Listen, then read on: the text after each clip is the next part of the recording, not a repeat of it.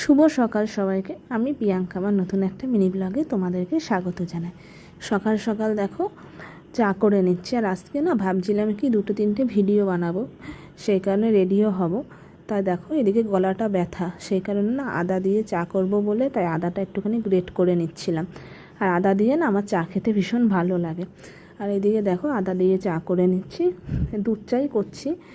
আর আদাটা একটু কড়া করে দিয়ে নিচ্ছি। আর এদিকে দেখো বাবু বাজার নিয়ে এসছে, কালকে রাতেই নিয়ে এসেছিলো, মা সকালবেলা গোছাচ্ছে বাজারটা। শীত পড়ে যাচ্ছে তাই শীতের সবজিও আর কি সব বাজারে উঠেছে, সেগুলোই বাবু সব নিয়ে এসছে। দেখো পালং শাক ছিল, কলমির শাক ছিল, মাটির আলু ছিল। আর সকালবেলা দেখো মানে দুপুরবেলা দেখো কলমির শাক, কচুরগাটি আর বেলে মাছ দিয়ে খেয়ে নিচ্ছি। সানদান হয়ে গেছে, আজকে সকাল সকাল স্নান করে নিয়েছে। যে বলছিলাম না 2-1টা ভিডিও শ্যুট করব, সেই কারণে। আর কলমির শাকটা খেতে না আমার ভীষণ ভালো লাগে।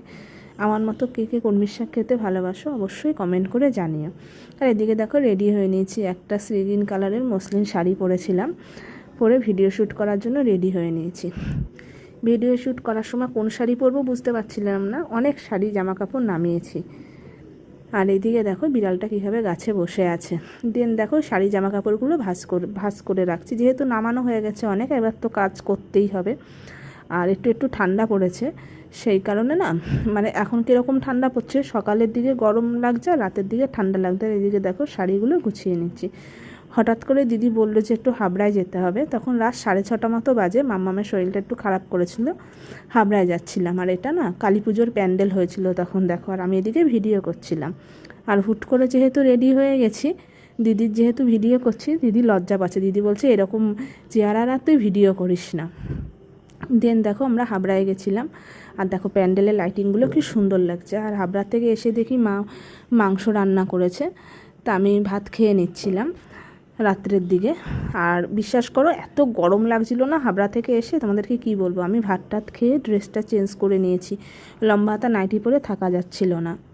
আর আমার মতো কে কে এরকম চিকেন দেখলে আর নিজেকে সামলে রাখতে পারো না। আমার তো চিকেন দেখলে ভাত মনে হয় একটুখানি বেশিই খায়। আর তাড়াতাড়ি খেয়ে নিয়েছি।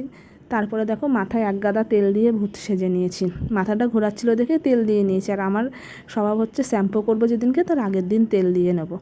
এদিকে দেখো ছাদে চুপচাপ বসে আছে। আর ওই যে টুনিগুলো একটুখানি হাত দিয়ে দেখছিলাম, বাচ্চাদের মতো আর কি অভ্যাস। কালী পুজো ভাইফোঁটা চলে গেলে তো আবার টুনিগুলো সব মানে খুলে নিয়ে যাবে। আবার 1 বছর ওয়েট করব, দুর্গাপুজো যখন আসবে তখনই যেহেতু লাগাই। আর দেখো টুনির আলো পড়ে গাছটা কি সুন্দর লাগছে, আম গাছটা লাল হলুদ সাদা সব রকম আলো পড়েছে তাই। আর এইদিকে দেখো চারিদিকেও আলোয় আলো হয়ে গেছে। আর তোমাদের